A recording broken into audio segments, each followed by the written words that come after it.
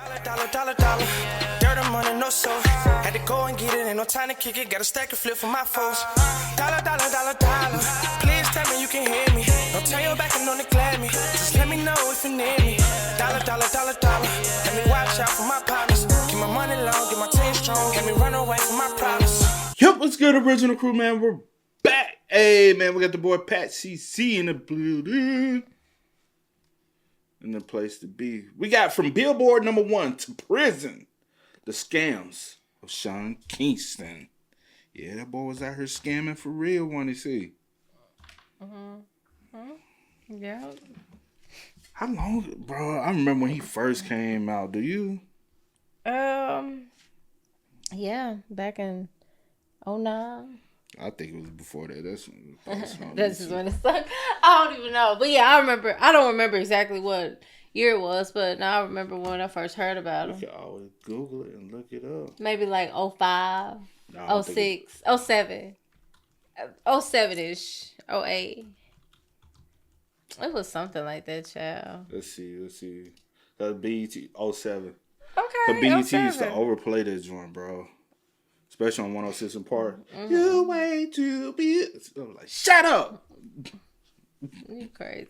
One of the first little viral joints that you want to just tell her, shut up. But hey, make sure y'all check out the links in the description box. Down below. You already know where to go if you want the first part. You got to do a check out down below. Also, if you enjoyed today's video. Liking it with a thumbs up. Now looking at him, he do look like his mama, though. Let's get it. Let's check it out. Let's see what it's about. She gone to jail, too. Damn. Whole family.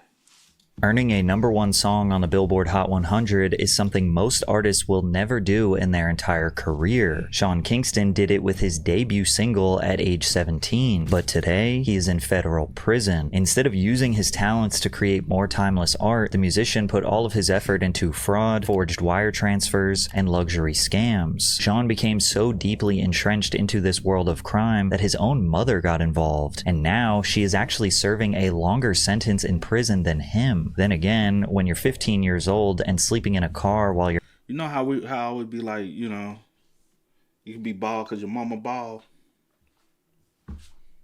Sentence in prison than him. Then again, when you're 15 years old and sleeping in a car while your mom is behind bars for bank fraud, it's safe to say that the odds are stacked against you. Oh, so she already been in jail for this shit? That's what it sounds like. Damn.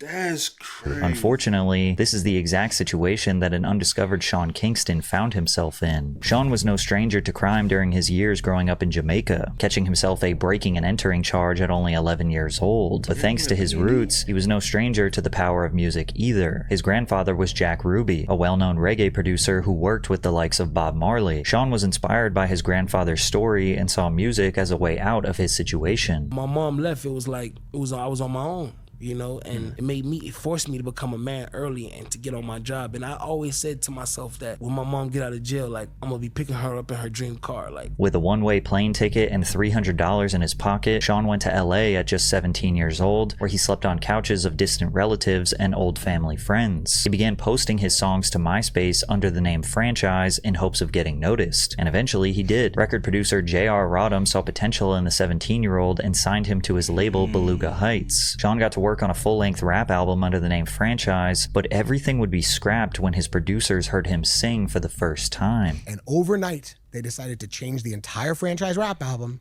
into a singing album because this dude sang and they didn't realize that he could sing, and they changed Franchise's name to Sean Kingston. This decision would shift the entire trajectory of his career. His debut single was called Beautiful Girls, and it released at the perfect time. Billboard had just begun incorporating digital sales into their charts. Damn, I did not know that real name was Sean Kingston. Because I knew it probably was Kingston based off of, Kingston, Jamaica. But I thought at least one of, And then the Sean is just short with the first name. Because his name is Keyshawn.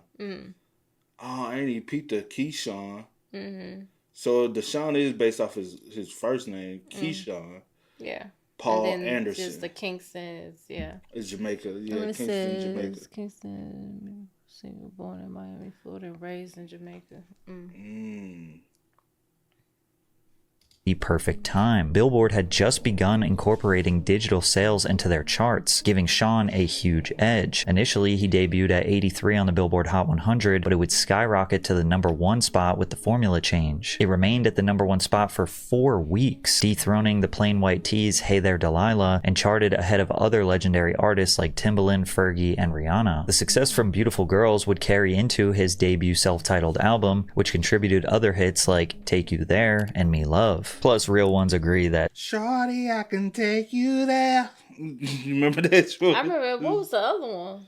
Hold on. album, which contributed other hits like Take You There and Me Love. Me Love. I can't remember I that don't one. remember. By views wise, it looked like Me Love was bigger by view wise. But that's the thing, like, that's how I always be like, when people be like, numbers don't lie, numbers do be lying, bro. Because Me Love. I'm really trying to think of what. Because okay, social media will make you think some artists are bigger than what they are. Some songs have a bigger impact than, and that's not the truth. Yeah. You know what I'm saying? It's some songs literally never chart on billboards, but are culturally bigger than some of the songs that you play on that did make it to billboards. Yeah. You know, because it's so many songs we grew up on, and like down south, you played it anywhere down south. Probably East Coast, probably Midwest, it goes crazy, but it never touched Billboard records. Yeah. Especially like a lot of Memphis records. Yeah. Even 3 6 Mafia, especially back in the day. Plus, real ones agree that Take You There is actually better than Beautiful Girls, but whatever. The album peaked at #6 on the Billboard 200 and was certified gold within a few months. Sean Kingston was the hot new up-and-comer with a fresh take on melodic, rap, R&B, and a sprinkle of Caribbean influence. He was invited to open up on tour for artists like Gwen Stefani and Beyonce, and even got to share the stage with Chris Brown, Lil Mama, Bow Wow, and Soulja Boy at Madison Square Garden in December of 2007. Sean went from sleeping in... That must have been, what's the joint y'all girls used to love to go to? It used to be Bow Wow and B2K. What's that tour they used to do? I can't remember. I ain't never went. I said all y'all little girls wanted to go. No, you said y'all used to go. I was like, I don't know. Yeah, you might not win, but you probably wanted to go. Was it the Millennial Tour? Oh, you talking about that? No, Scream Tour. Oh, the Scream. Oh, I was about to Scream say, that's Tour. recent, ain't it? Nah, Millennial Tour is recent. That's what I'm The saying. Scream- I'm talking about yeah, millennials more. Yeah. Scream Tour is what all the little girls wanted to go because they were gonna be. Oh man. Yeah, I do remember that now. Yeah. cars on the streets of Jamaica to performing one of the most coveted stages in the entertainment industry at only 17 years old. With fame like this, money followed. Sean now had the rapper lifestyle he could only dream of as a kid. Nice cars, watches, and clothes symbolizing his success as an artist. Many artists believe this type of fame and success will last forever, but sadly, this was the peak of Sean's career, and it was only going to go downhill from here. I've been looking to find... Let me ask you this. Do you think Sean Kingston was really that rich? You said really they're rich?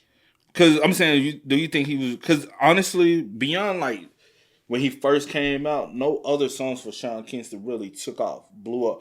But I do know he was working behind the scenes with like a couple artists. I don't know if he was producing or writing for people, but I do know he was working behind the scenes. But I'm saying, do you believe he was that rich where he shouldn't have been able to scam? Or do you feel like his career just was... I honestly, with that question, I don't know. I really don't. Because I always heard like how he had connection and like people used to sleep on his couch, and I was like, so Sean Kingston's low key like the little plug, but then come and find out he's scamming. I'm like, cause sometimes I feel like you can have money, but when you like not used to it, and when you're not used to it per se, and you get it like fast, or you get it whatever.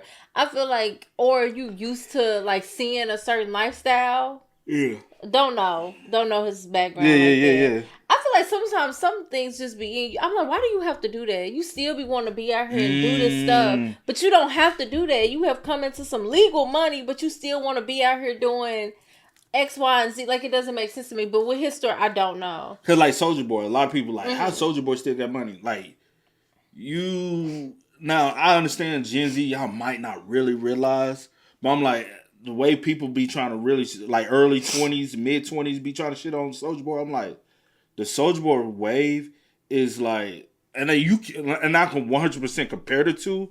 I know people gonna get mad, but you can 100% compare the two. The Soulja Boy wave was the same wave as now generation NBA YoungBoy. Oh. The wave and the praise and the fanatic. Honestly, Soulja Boy wave might have been bigger than NBA YoungBoy wave. Soulja Boy had everybody dancing. Soulja Boy, mamas, grandma, at church, no matter what, you was Super Soul. They don't even know what Super Soul is, but we all know who's the Super Soul there. We all know, and then everybody had crank that Batman, crank that. Even from like the style of things. He had everybody wearing the shades and with putting whatever nickname they got on across their glasses. So the rubber band necklace, the baits. No, like Soulja Boy is the first person who put me on bait. I was like, man, what is this? Like that's how you felt. You cannot take away, and that's one reason why Soulja Boy is so wealthy now. Is because he had the ringtone game on lock. He was literally the first rapper that blew up on social media. Like, that's how people take shots at him and stuff. And I'm like, y'all wasn't there, bro. Like y'all was there, but y'all like, if you live through it, you understand. Like Soulja Boy 16, a mega wave. And that's the reason why he's still so wealthy. And not the reason why I brought him up because I can compare the two with him and Sean Kingston because they both benefited off of the same kind of wave in that time period. Because also Sean Kingston benefited a lot off the ringtone and all that stuff too. Because you used to hear people with the ringtone. Oh my gosh. Yeah. 106 and Park used to wear that thing out, man. Yeah, facts. As an artist. Many artists believe this type of fame and success will last forever, but sadly, this was the peak of Sean's career, and it was only going to go downhill from here. After a couple of years touring across the globe, Sean dropped his sophomore album titled Tomorrow in September of 2009. Much like his previous record, the album had some standout tracks such as Fire Burnin', which spent 21 weeks on the Billboard Hot 100, peaking at number 5 on the charts. The album itself was much less successful, peaking at 37 on the Billboard 200 before dropping off the list entirely 5 weeks later. However, Sean clearly had an immense talent for writing music and found other ways to top the charts. He co-wrote Jason Derulo's song What You Say, which also peaked at number 1, meaning Sean Kingston technically has 2 number 1 hits. He then collaborated with Justin Bieber on the track Eeny Meeny, which spent 18 weeks on the Billboard charts and peaked at number 15. And this could have been a great lane for Sean to just go all the way in on. So I guess that's another thing, him writing song, because that Jason Derulo song was big. That joint was big for Jason Derulo. And I guess with that, then, I mean... He's made enough money where he shouldn't be. Yeah, I mean, like I said, I'm be horrible honest. investment, man. Shit did what Chameleon never did. Very smart. Peaked at number 15, and this could have been a great lane for Sean to just go all the way in on. The life cycle of a popular artist is really difficult to predict. Songwriters can have much longer careers because they don't have to tour or maintain a brand, but that spotlight strokes the ego, and Sean didn't think it would ever fade. Unfortunately, life threw an unexpected twist when Sean was hospitalized after a nearly fatal jet ski accident. I was going 75 miles per hour. As I got close, jet ski doesn't have any brakes. So as I got close, I tried to slow down because I knew I couldn't make it under because the tide got high. It looked like I could have went under, but as I got close to it, I started noticing that the tide, it was rising up. So I started going 75 miles per hour like that guy, and then I hit the bridge. I hit a bridge and I tore my aorta, which is the tube that connects to your heart. On top of his torn aorta, he had a broken jaw, wrist, and ribs. After 2 separate heart surgeries and 23 days in the hospital, Sean walked out alive and well. Sean worked hard to live a lifestyle where he could party all day and ride jet skis as much as he wanted. But now that same lifestyle he fought for had nearly killed him. But that still did not stop him from throwing ragers at his mansion and getting sued for all the hole-covered walls he left behind when he moved out. Sean could have walked away from this accident with the realization that he was moving too fast, but it seems like that wasn't enough to teach him that lesson. After 4 years without a full-length release, Sean came back with his 3rd album, Back to Life, in 2013. The album had a standout single, Beat It, featuring Chris Brown and Wiz Khalifa, started at 52, although the full-length I album... remember that. I remember. You remember how it go?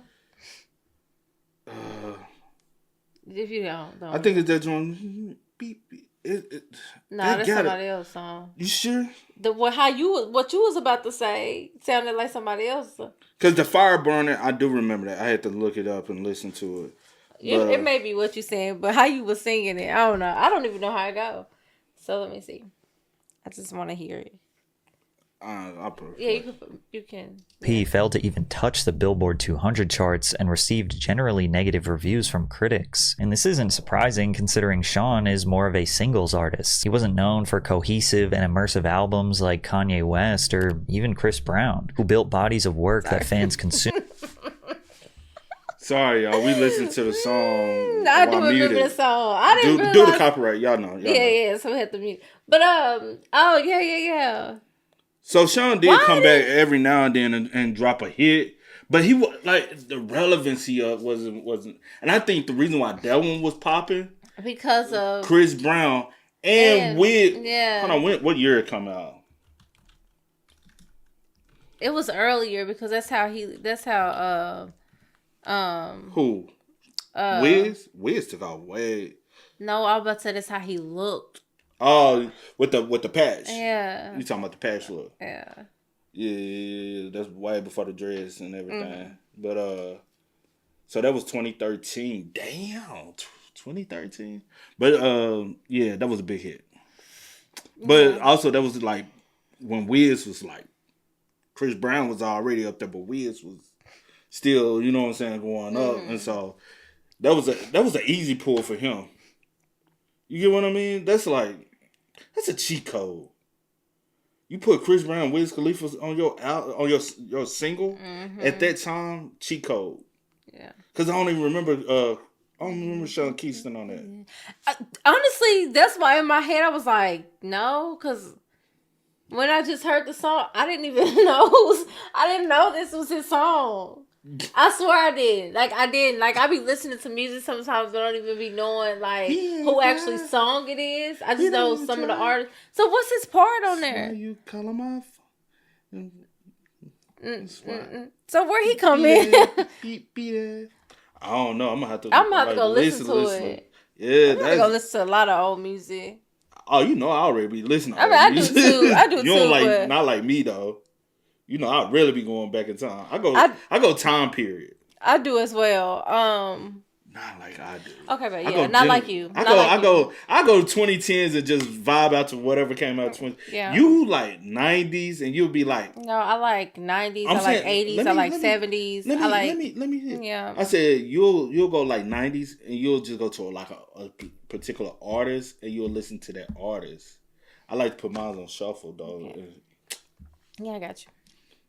Albums like Kanye West or even Chris Brown, who built bodies of work that fans consumed from front to back. Sean's success lived and died on the strength of singles, songs that dominated radio, lit up the clubs, and soundtracked the summer. And that's the danger of being a singles-driven artist. You need a constant stream of hits to stay relevant. Every summer, every radio cycle, every club, you have to deliver another anthem or the industry moves on. It had been 6 years since his peak, and Sean was not able to keep up with the modern club sound. But that doesn't mean he was in a tough spot financially or had to go back to sleeping in his car. It's a lasting legacy and generational wealth for himself and his family. Even then, he still had a loyal audience willing to follow his journey and the skills to continue writing music for himself and other artists. But it wasn't necessarily just about the money for Sean. It was about the status, the luxuries. And now that he was losing that, he became desperate and would embark on a life of crime just to maintain this lifestyle. Early cracks began to show in 2012 when it was revealed that Sean owed over $130,000 to the IRS after failing to pay his taxes in 2009. For somebody like him, that's light work. Should be. You can get that out of one of your. Now, a lot of people don't know the music industry. You only get paid once a quarter, but out of one of your quarterly checks, you can pay that out. You would think you would like try to go on a small little tour. You could have did something. Yeah. That's easy. That should be light work. And especially in 2009 when you was really popping. Of course, rappers and hip-hop artists aren't particularly known for their love of paying taxes, but headlines discussing Sean's finances became more pervasive than headlines about his music, like when he had a run-in with law enforcement in the Dominican Republic in March of 2014. Hoping to have a fun Saturday night, Sean and his friends went to a nightclub called Euphoria, where they ran up a nearly $9,000 tab buying drinks and smoking hookahs. When the night came to an end, Sean and his crew left without paying the bill, and the employees promptly called the police. Local law enforcement was able to track down Sean and his friends and inform them that if they didn't pay their bill, they would be arrested and forbidden to leave the country. Sean was deeply apologetic and explained that the managers had promised to take care of him and assumed that meant his service would be complimentary. He returned later that night and paid the tab in full. Now, of course, this could have been just a big misunderstanding. However, you will notice that even small things like this were an insight into Sean's sneaky, scammy, sinister pattern of behavior. A few months later in August, Sean was sued for over $1 million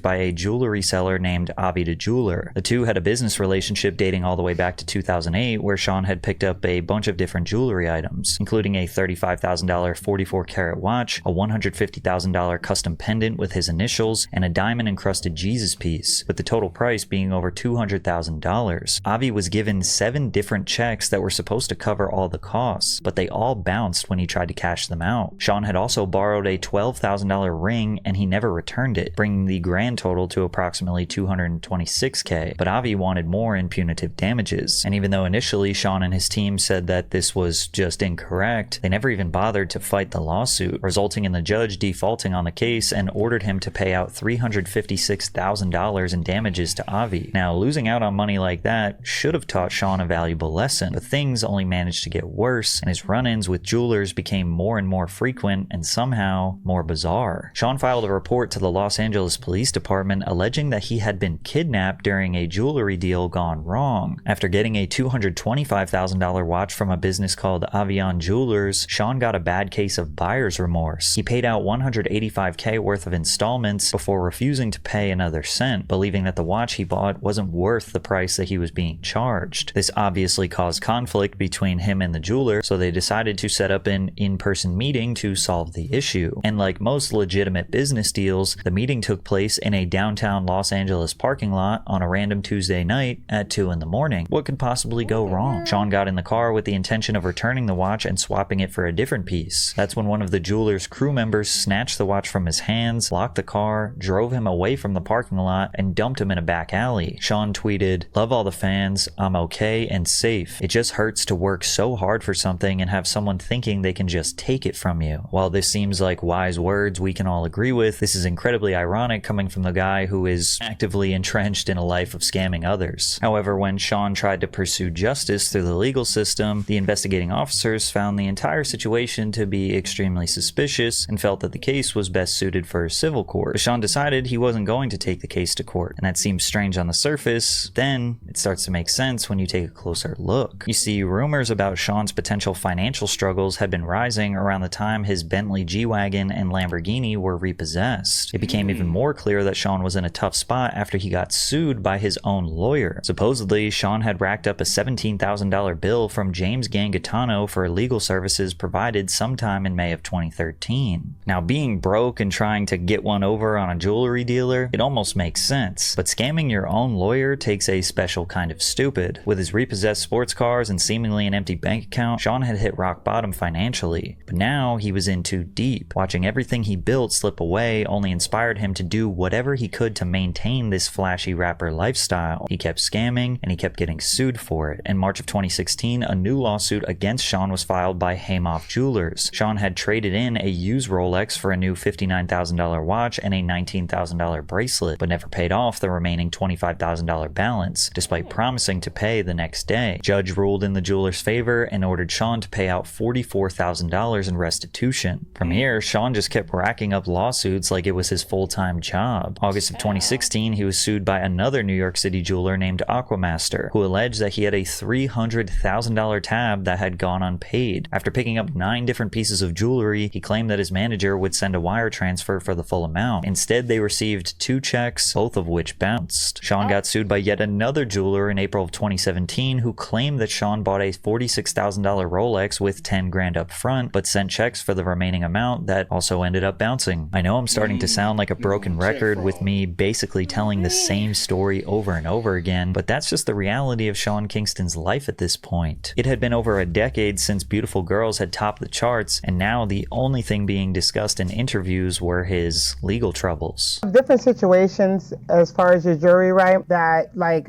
of course, all the jewelers seem to always be coming after you with lawsuits and things like that. Like, why is it that they keep on coming after you? Always some tricky stuff to it. Like, what is going on with that? I have paperwork with every jeweler that I ever did business with. When I go to a jeweler, I say, okay, I want this, I want that, I want that, I want that. Yeah. And they'll say, okay, $350,000. My bad, it'll come to more than $350. It'll come to like $3 something, like $380. I'll give them $350, and they'll say you have a balance, so the rest of the $30,000 you're gonna do in payments. If I'm late on one payment, it's not I'm late on the payment because I don't have the money to pay you. I'm late on the payment because my mom handles my business and she's... Oh, shit. There you go. Especially knowing what we know now. Talking about my mom handle my business. Oh, shit. A fraudster handle a fraudster business. Double fraud. Them chicks gonna double bounce. And they gonna bounce coming from him, bounce coming from his mama. Bro, there ain't no way. I didn't know that. I feel like I remember this interview because this back with like early like interviewing on YouTube and stuff. All over the place doing the main things at once because I don't have a business manager. So when I'm late on that payment, it's not like I can't pay for it. No, the money is there. You know what I'm saying? Like, I live in a house, I pay $35,000 a month. That's over $300,000 a year. Yeah, you do have an elevator in your crib. I do have an elevator in my crib. So how is Sean Kingston broke? I have 4 properties I own in Port St. Lucie. One in Tampa, 3 in Port St. Lucie, Florida. Like, I have money coming in, but it's just that these people are very, very, and no disrespect to jewelers, but they are very, very money hungry, and they only look at clients as a dollar sign, and that's not right. Sean's life at this point is essentially trying to prove to anyone and everyone that he... Well, they are jewelers, so they look at everybody as a dollar sign. You coming to buy jewelry? Yeah.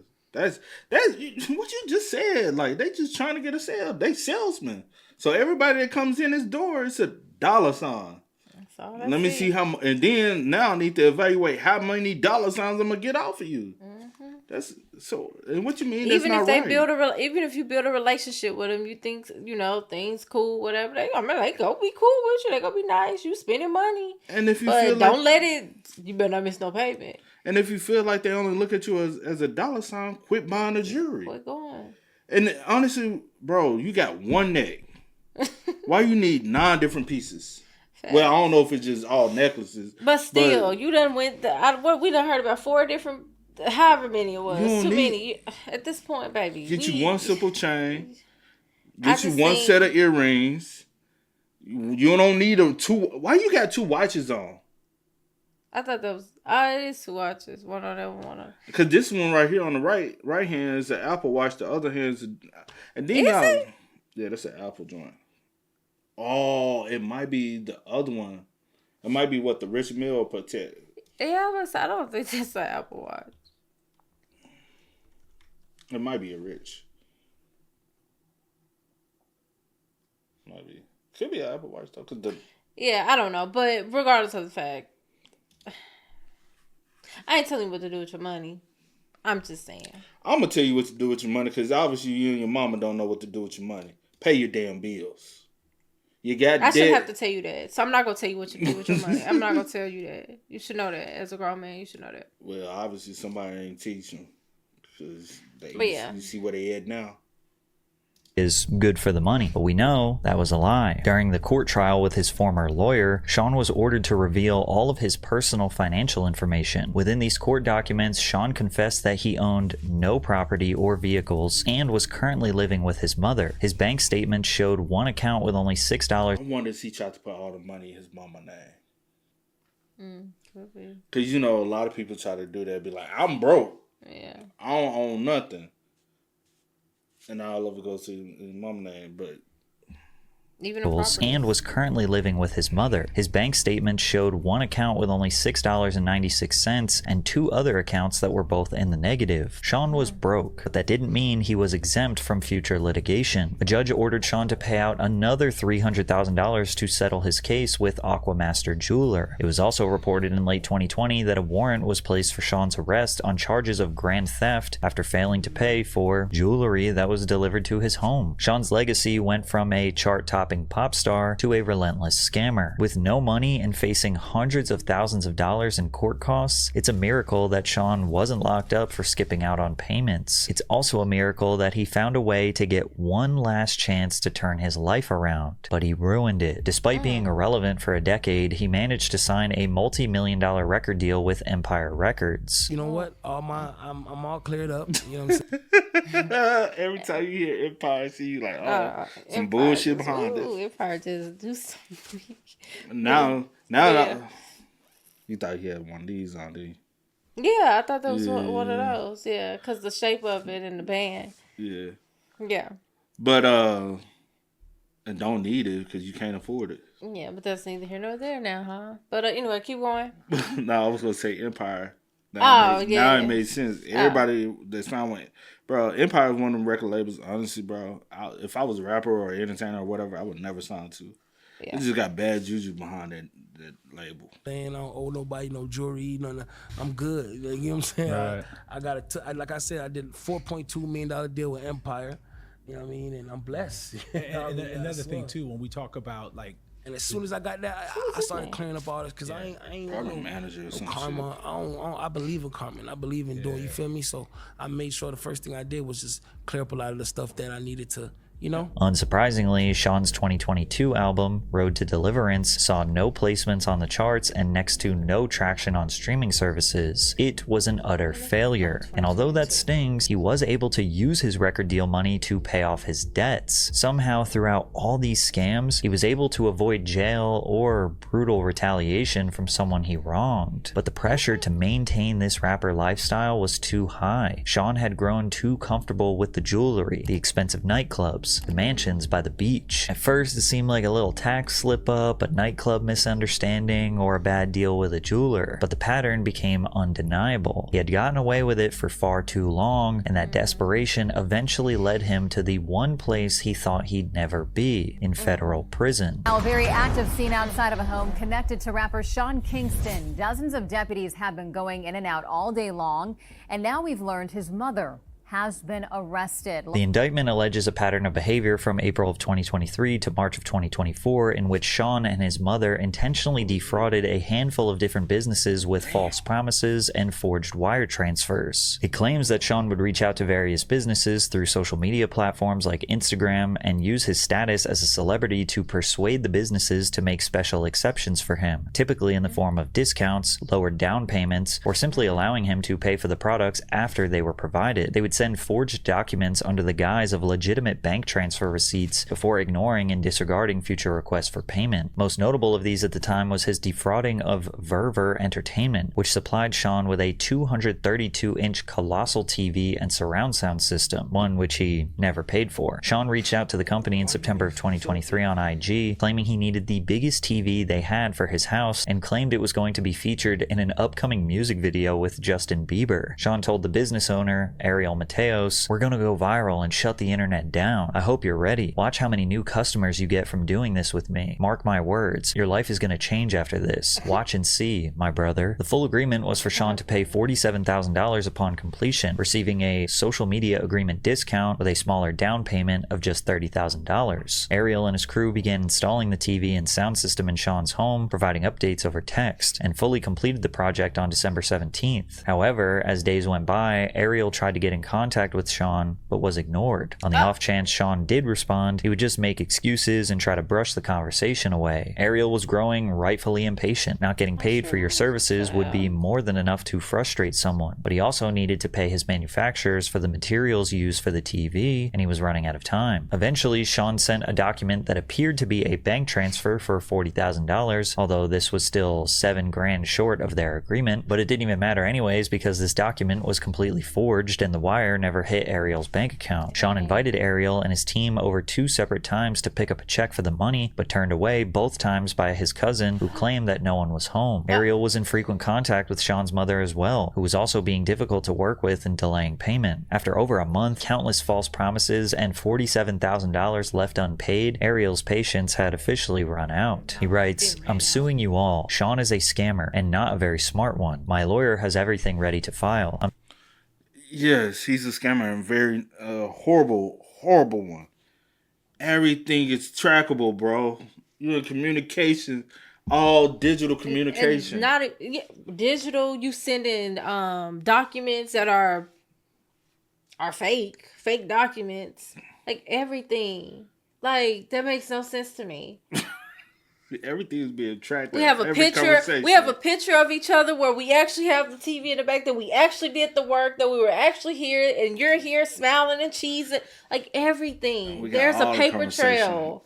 What you said, paper digital, trail. whatever. Out the wazoo. Like, no, I want my money. I would have been ran out of patience. I'm suing everyone, and we will make it public. There are no more chances. You won't play with our time anymore. You will pay up to the last penny, the full price of the screen, without any discount, as you also breached the part where you were supposed to promote and advertise for us. We trusted in Sean. We waited more than we should. And while Ariel was filing that lawsuit, Sean would get wrapped up in another one for doing basically the exact same thing. In March of 2024, Sean reached out to Andriy Nikolenko asking to purchase a watch listed at $342,000. He promised to pay with a wire transfer the same day he got the watch, and Andriy generously offered him a complimentary Rolex watch on top of the Richard Mille he was purchasing. Sean also mentions that he was shooting a music video with Justin Bieber, suggesting that he possibly... Why he keep using Justin? Because Justin ain't gonna respond. And Justin probably ain't confrontational to even say, Justin to say something get to, free stuff. But yeah, me personally, I get people do business like this with celebrities and stuff like that. Those be the ones who try to get over the most. Yes, you're not getting nothing from me. I need my money. You're not getting no product and then I'm letting you send the money later. No, you can send, it's gonna be an even exchange.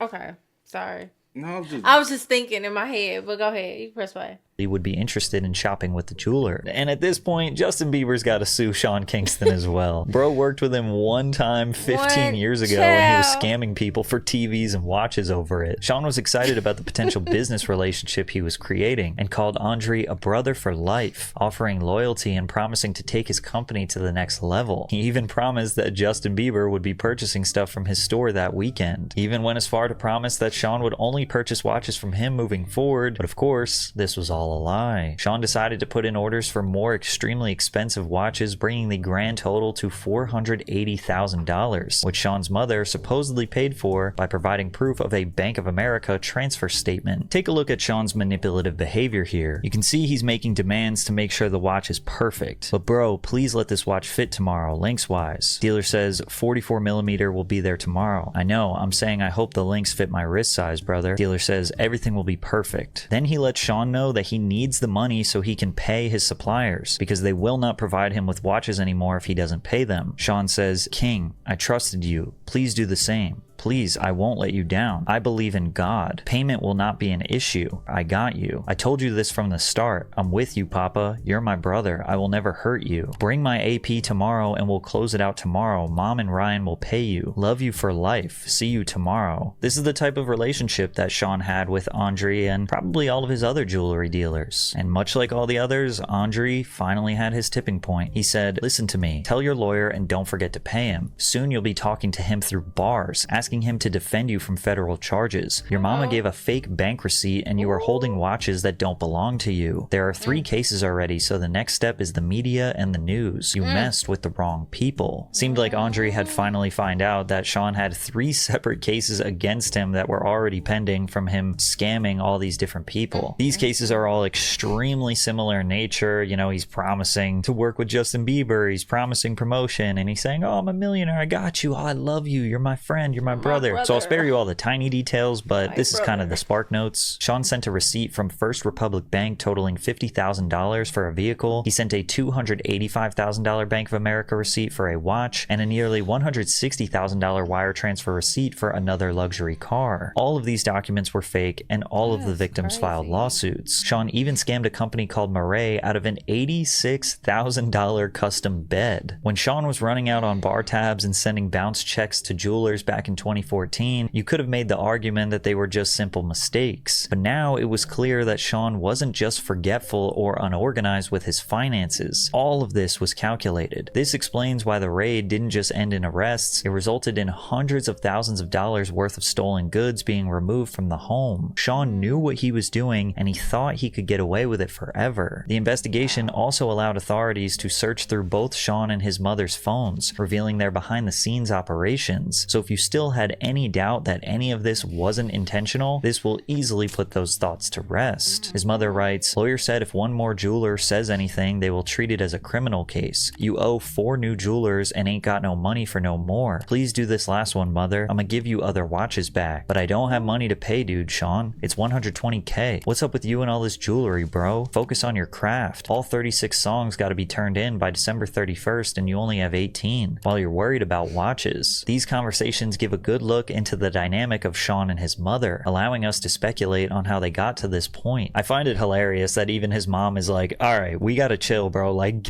get in the booth, bro. Get in the studio. Make some songs. Then again, considering Janice's previous convictions relating to bank fraud and filing false documents, she may have been running the show. She knew he was clearly addicted to scamming and acquiring all of these luxury things that he did not need, but since she was highly experienced in forging documents, she helped him get his fix. Therefore, she's complicit and just as guilty as him. She worked with 2 individuals named Mark Mosqueda and another named Ryan Music that she facilitated these forged documents with. Within these conversations, she made her intentions very clear with her doing shady business. "Can you do this receipt so I can have them leave me the F alone? Do Bank of America, $285K. It's my people," just to shut him up. The evidence couldn't be any more clear. Both Sean and his mother Janice willingly and intentionally scammed a plethora of different business owners with false promises and forged documents. They were found guilty for a heap of different financial crimes. Janice was sentenced to 5 years in prison with 3 years of probation, and Sean was sentenced to 42 months or 3.5 years behind bars. A heartbroken Sean Kingston burst into tears as U.S. Marshals took his mother into custody, begging them to protect her. Sean's legal representation chalked up the situation to his ignorance on money management and claimed that he was addicted to buying jewelry. Of course, none of these are valid excuses. When you're addicted, you go to rehab. When you have a lot of money, you hire someone to help manage it. And when you have no money, you either cope with the fact that you can no longer afford luxuries, or you go get your bread up. Time and time again, he lied to people's faces, scammed hardworking business owners, and forged documents just to surround himself with meaningless possessions. Watches, chains, giant TVs, luxury beds. It was about ego, about clinging on to an image he could no longer afford. And because Sean built his life on exploiting trust for shallow status symbols, it's no surprise that nobody cares about his downfall. So when he finally landed himself in jail, it wasn't shocking, it wasn't tragic, it was the inevitable conclusion of someone who got exactly what they deserved.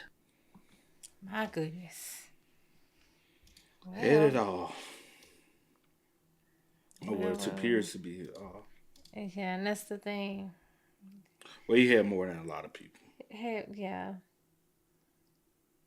And I'm always like this type. I'd rather just like be in the background. You know what I'm saying?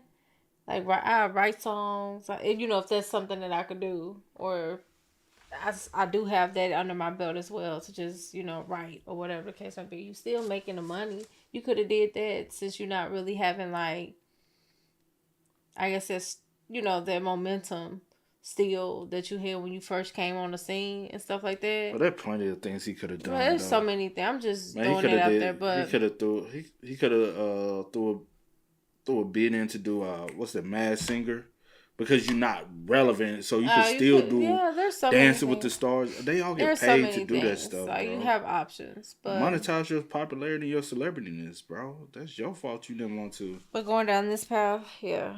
And me as a mother, I'm not about to enable you or support whatever habits. Too. Yeah, that's what I'm saying. So I'm No, I'm gonna have to let you know. Like, this ain't what it is. We ain't going down this route. But whatever. I guess when did that take place? Was it last year or this year that they got sentenced? Oh, okay. I can't 100% remember. Oh, okay. I'll be. I thought it was last year, but it could have been earlier this year. This year been flying by. I feel like something was last year and it was the beginning of this year. So I can't. On that part, I can't tell you, but yeah, they both locked the fuck up though. Y'all spell what's up in the comments, man. Let us know y'all thoughts in the comments down below for us. But until next time, y'all know how it go, man. I do go by the name DJ New Kid. This is Sierra Nicole. We are. Kid and C. We out. Ain't no time to kick it, got a stack of flip for my foes. Dollar, dollar, dollar, dollar.